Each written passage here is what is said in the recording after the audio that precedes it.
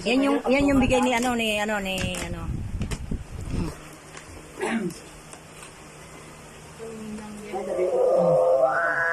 Ipanlitpit ay na. Ay, ang galing naman ni Aina. Thank you. Buti may sukli.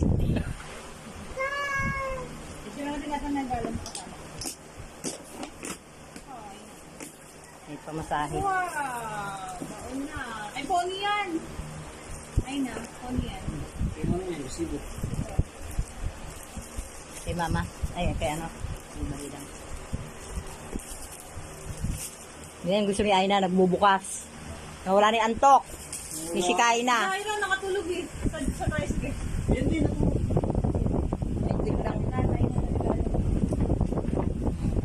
Pagsama-samahin nyo lang yung mga damit.